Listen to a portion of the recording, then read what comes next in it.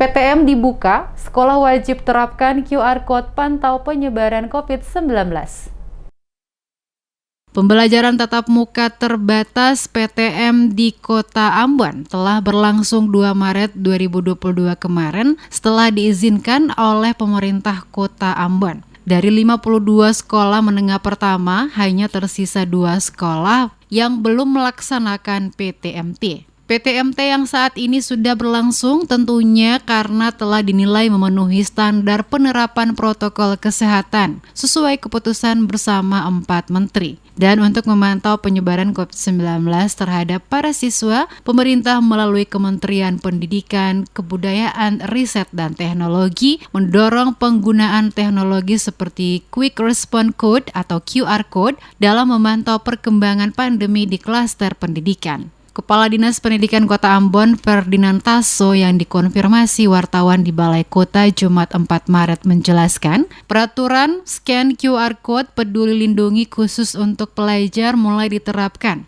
sebagai langkah mempersiapkan pembelajaran tatap muka PTM yang saat ini sudah mulai kembali diberlakukan di setiap jenjang pendidikan. Dikatakan penggunaan teknologi ini untuk memantau perkembangan pandemi di masing-masing satuan pendidikan dan siswa wajib melakukan scan barcode melalui aplikasi Peduli Lindungi. Bagi pelajar yang tidak memiliki smartphone, cukup membawa kartu tanda bukti telah mengikuti vaksinasi. Penggunaan QR Code memudahkan sekolah mengetahui jika ada warga sekolah yang sudah divaksinasi dan yang belum mendapatkan vaksinasi. Bahkan jika misalnya ada yang terinfeksi COVID-19, maka akan diberikan notifikasi ke sekolah dan pada dinas supaya dilakukan pemantauan lebih lanjut. Hal ini bertujuan untuk memastikan mereka yang terinfeksi atau yang memiliki kontak erat bisa mendapatkan perawatan dari satuan kesehatan terdekat.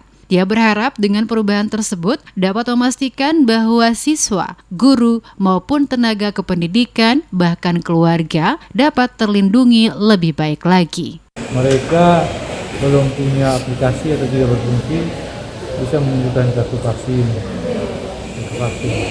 Atau kalau NIK itu kan bisa digunakan oleh petugas untuk ngecek. Tapi dalam SKB 4 Menteri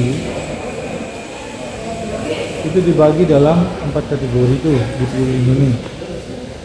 Warna kategori hijau, kuning, merah, dan hitam. Kecuali hitam saja yang tidak boleh masuk sekolah. Ya, untuk yang kuning dan merah itu masuk sekolah tapi tambah facial ya.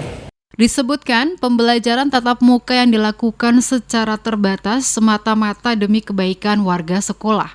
Pelaksanaan pendidikan jarak jauh yang sebelumnya diselenggarakan lanjutia telah memberikan tekanan yang cukup besar tidak hanya pada siswa tapi juga orang tua dan guru. Bahkan terjadi kesenjangan pembelajaran antara anak-anak dari kelompok keluarga kaya dengan keluarga miskin yang semakin terlihat kesenjangannya. Bagi anak dari keluarga mampu, pembelajaran di rumah mungkin dilakukan karena dapat mengakses sumber daya dengan baik dan orang tuanya rata-rata berpendidikan serta mampu melakukan bimbingan dan menyiapkan fasilitas pendukung atau gadget kepada anak. Sementara bagi keluarga yang tidak mampu, memiliki keterbatasan dalam mengakses sumber daya dan juga umumnya orang tuanya tidak cukup memiliki pendidikan, sehingga tidak bisa memberikan bimbingan yang baik pada anak-anaknya.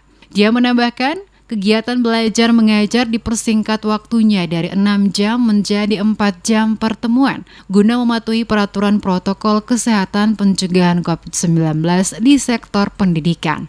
50 sekolah yang melakukan PTMT seluruh tenaga pengajar dan para siswa sudah menjalani vaksinasi dosis pertama dan kedua.